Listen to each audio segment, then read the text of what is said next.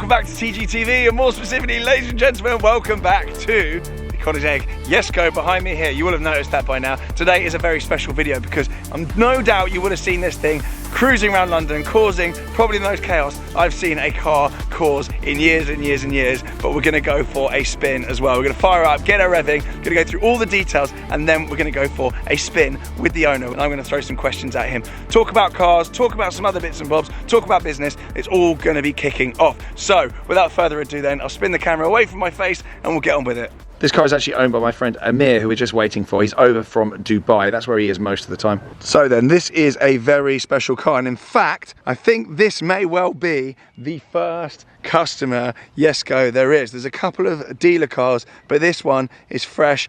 Lights on there. And this is the first customer delivered car. There's all sorts going on with the car right now while I was talking about it. So, as you get closer, you'll notice it's not actually just green. It is, good heavens. I didn't do that, I promise. I haven't broken it. The car is opening up literally like a transformer. That is ridiculous. As I was saying, it's green carbon wheels as well. Good Lord.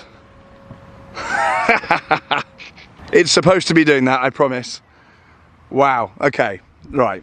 We've got all the details exposed now. So we'll go through the front. First things first. We've got all this exposed detailing in here, that massive airflow there, I don't know if you can see that, scooping through. Absolutely everything you see is carbon. One of the first things to touch on though, which I should have done already, there's two versions of the Jesko. One is called the Absolute, which is built for top speed, which doesn't have the wing and all the aggressive aero on the car, and this is called the Attack. This is the Attack variant, predominantly designed for track work, high downforce. It's got a lower top speed, but around a track it is much, much quicker. And you can tell very easily that it's the Attack because of this ridiculous wing up here. The car then is from Ameerh Automotive in Germany, as opposed to where most people get their Koenigseggs, which is Super Vettura here in the UK. It's actually leaving the UK shortly after this video. This is going to be the last time it's seen in the UK. A real shame, but an absolute honour to come and film this thing. So we're going to go around then to the business end, because this is where it all kicks off. Before that, quick start up. Amir's just jumped in the car. That is absolutely ridiculous. So in the back then, we've got a twin turbocharged V8 engine pushing out up to 1600 brake horsepower. The attention to detail on these things is absolutely nuts. And you may well be wondering, what is that Vimana logo on there? That is the gentleman Amir's private jet charter company. And we'll get into that when we talk to the chap in the car. He's in there now. There he is, ready to go. Probably holding him up with this. Amir's just said he might accidentally slip his foot and do some donuts. But before we do that then, the name Jesko comes from Christian von Koenigsegg's father. It's named after him, so a very, very special car in their lineup. I'm just waiting for this thing to start going potty and chewing up the grass. Amir's in there, funny, funny guy. We've actually crossed paths a few times in the past, kind of various watch things. We're actually on Carrera GT owners group together as well. And I think he's actually got a G4x4 squared Brabus as well. So we actually share some of the same cars in our collection. Oh my God, here we go. Uh-oh.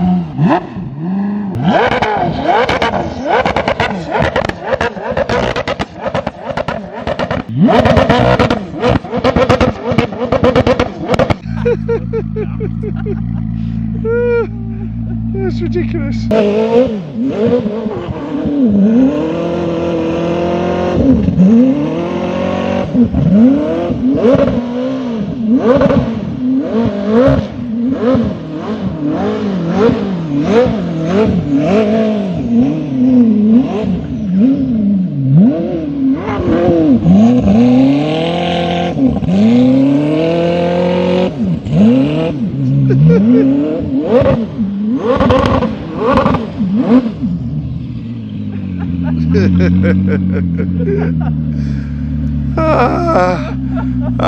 That's one way to do it. I challenge you to find another Jesko owner doing this. I've challenged you to find another Jesko owner, to be honest with you, let alone doing that.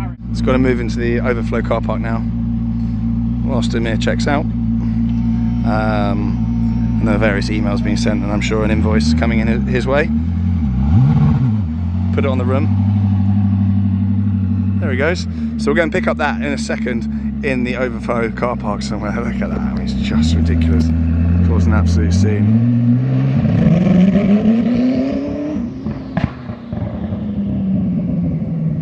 So then we are in the overflow car park. I'm going to jump in. Amir's in the car, and we're going to get chatting. Details in here just before I jump in. Absolutely amazing. We've got Vimana on the dash there. We've got Jesko, Spirit of Performance down there. Everything's carbon. We've also got Vimana on the headrest there. Hello, sir. Hi. We're going to get to you in a second. Another startup. But we've effectively actually been kicked out of the hotel. I mean, even the door struts here are absolutely incredible. Right, we're rushing this because literally we have been kicked out. There's a wedding and they're all absolutely livid. So even to open and close the doors, there's a button there, and even adjusting the seats is on the screen here. Doors closed, ready to go.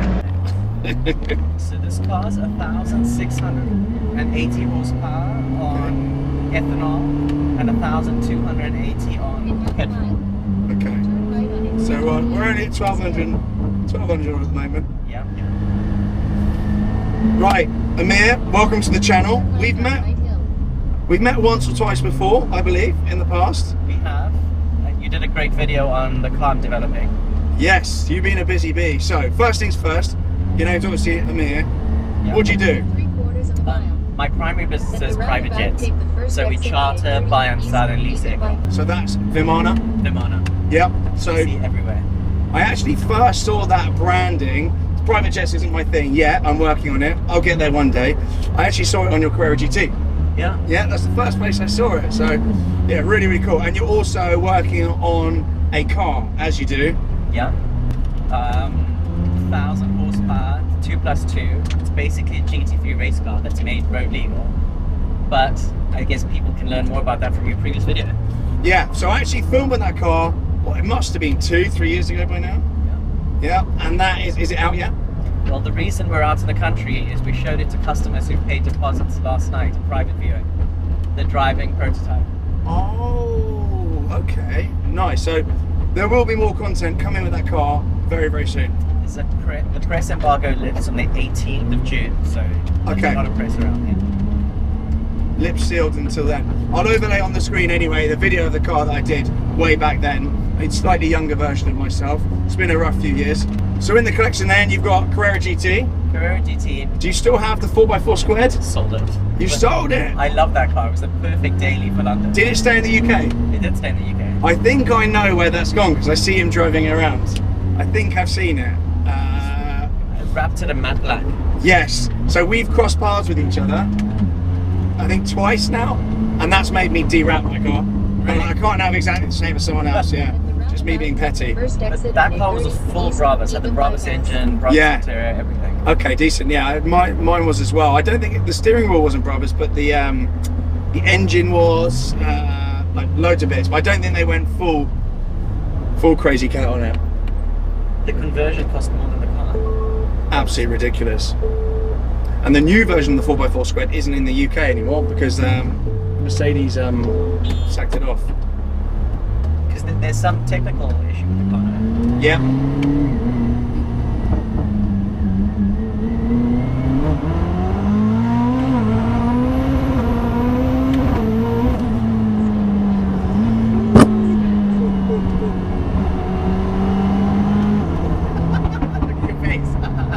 That's the quickest to 40 miles an hour I've ever been in my whole life. Good God. Don't you mean 20? 20. It's a 50 here, we're allowed to go to 50 as fast as we like. Oh my God. So, how does one come about ordering a car like this? How did this car come about? Is it something you've always wanted? Did you see it get launched and you think, I've got to have a Jesko? How did this happen? So, I had an allocation for a CC850. Okay. Which is... Manual one. Automated manual. Yeah. So, it's actually an automatic that feels like a manual. Okay. And that's what sort of put me off. Okay. I get it. I get that. And then seeing this car, I thought it suited me a bit better than the CC850. Yeah.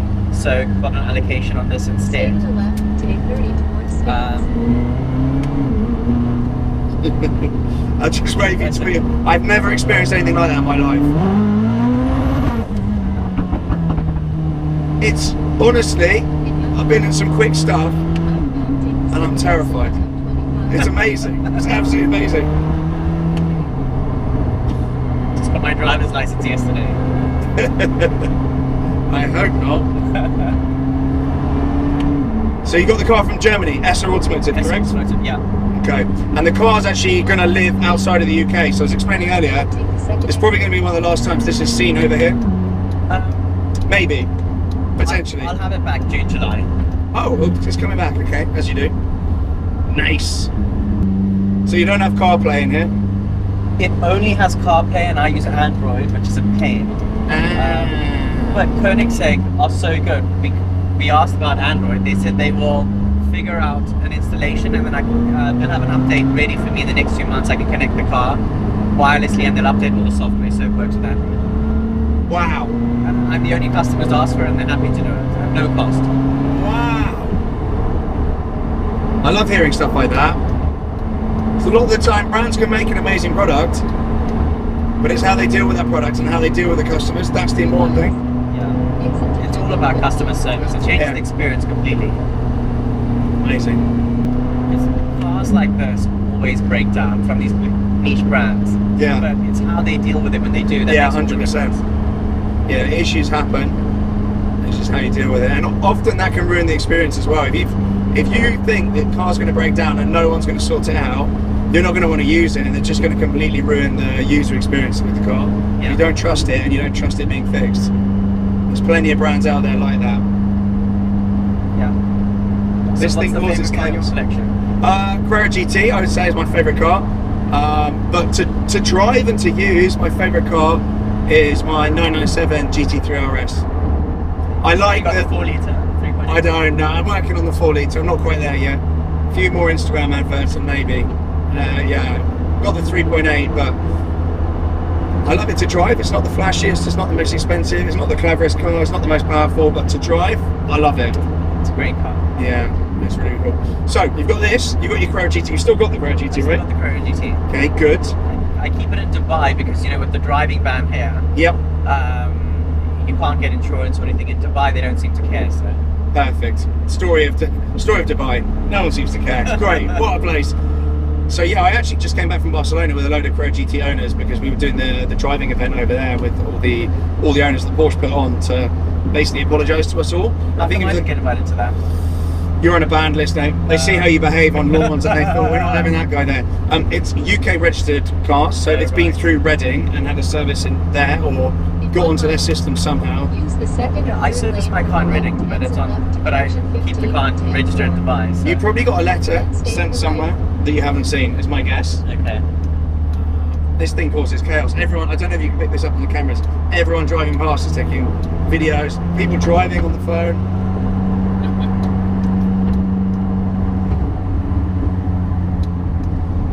How do you find the attention? Does it annoy you when people kind of pestering you?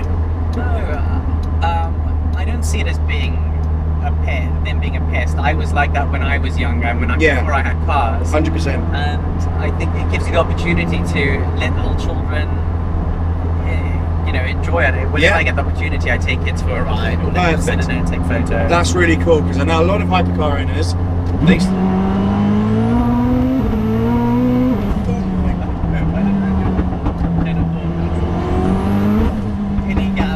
We'll make use of it.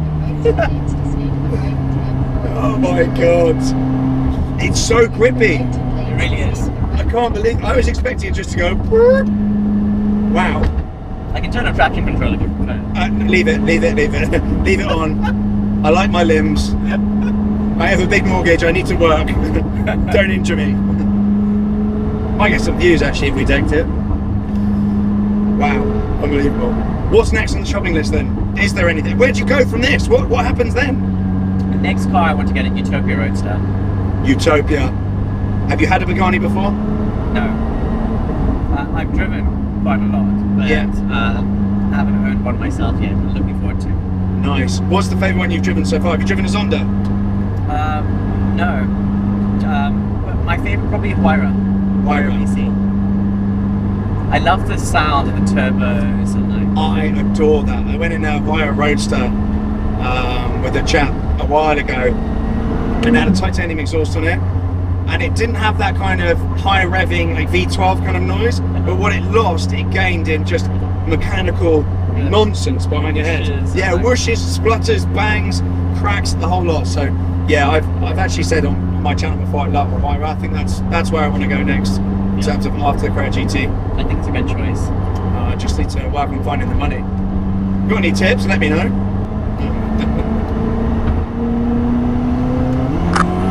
So when you push the gear stick forward, it goes to the lowest possible gear without blowing the engine. So it gets you as close to the red line. Yeah. Say I'm in 6th. If I do that, it pushes me to 4th. If I put it the other way, it puts me to 9th, which is the highest gear. Wow. So you're not manually going 1, 2, 3, 4, 5. You just like play down, and there you go.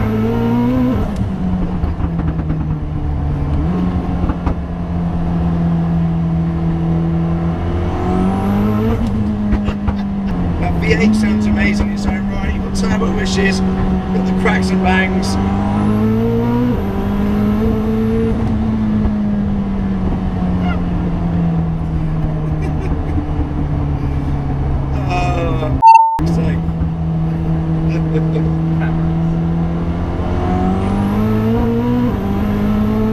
So up there as well, you've got a G-force meter, which is super cool. It's almost kind of like analog.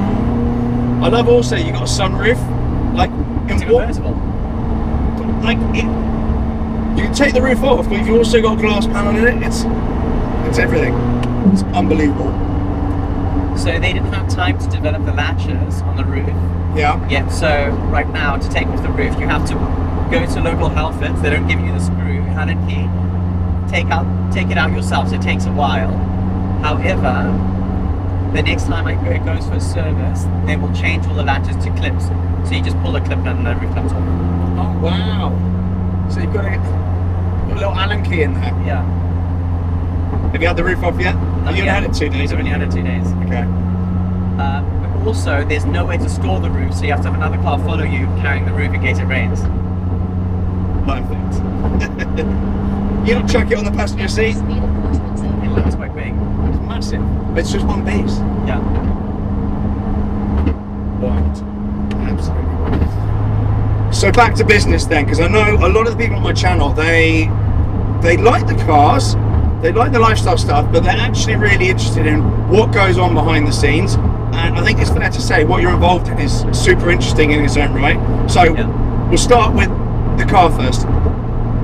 Tell me more about that car, and I'm going to overlay pictures of it as well. So there's obviously a press embargo after this video goes out, so I can't go into too much depth. And there'll be more coming. But talk me through it. You've got owners that had an event last night. Did you say? Yeah. So I'm a member of something called Supercar Owners Circle. Oh yeah, I know all about that. In order to join, you have to show you have at least 20 million euro worth of cars in your collection. Right. That's why I'm not a member. and they have a flagship event in September every year where you bring a different hypercar.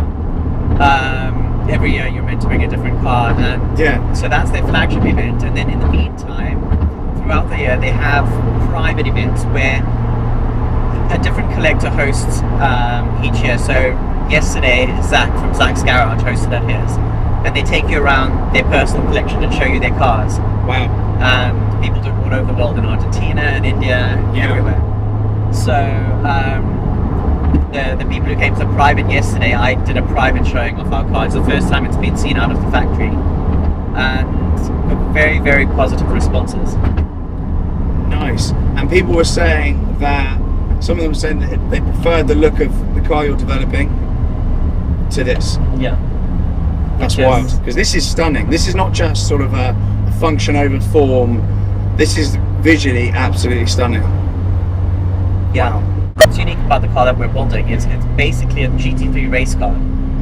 The chassis development is done by EY3. When we started the project, they held the record for the fastest car on the Nürburgring, which was an electric car, the Neo EP9. Yeah, I remember that. That was them. Yeah. Wow.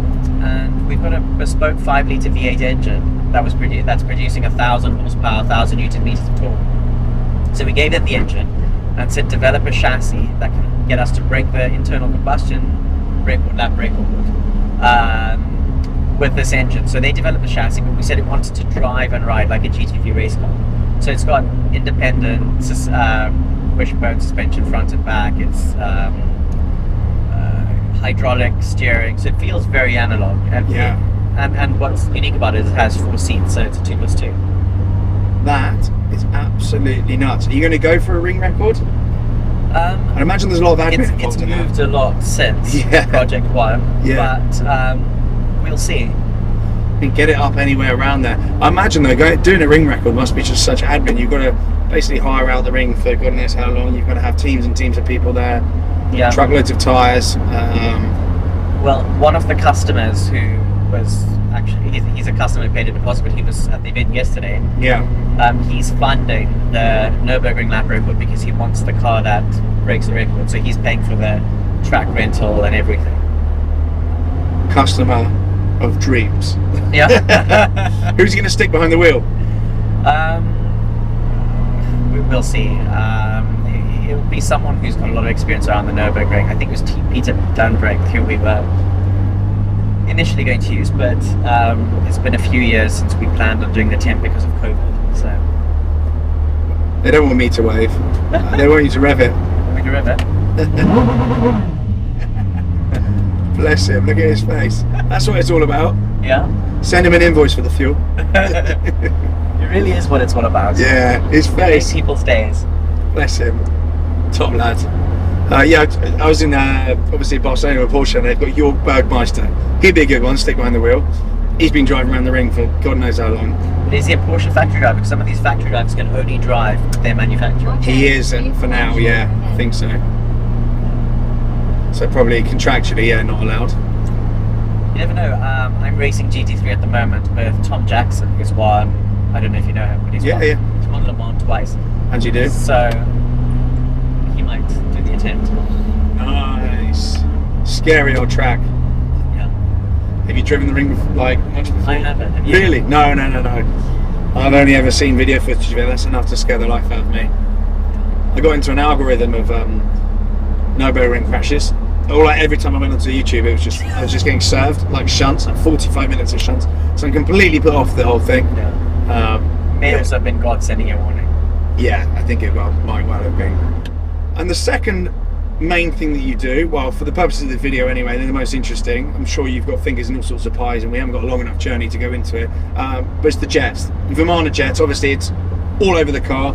It's in the headrest. It's here on the dash. This it's car's down the also car. called the Jesko Vimana, according to Koenigsegg as well. So it goes to the customization. And I noticed the badging on the grille at the back. That's actually part of the car. It's not just a decal.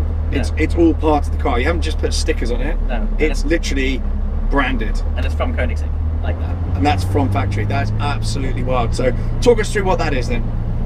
So it's a private jet brokerage. I set up the business 17 years ago. Wow. And it's on-demand charter, so a person wanting to fly from anywhere to anywhere. We specialize in VIP airliners, so BBJs, ACJs, 767 VIPs.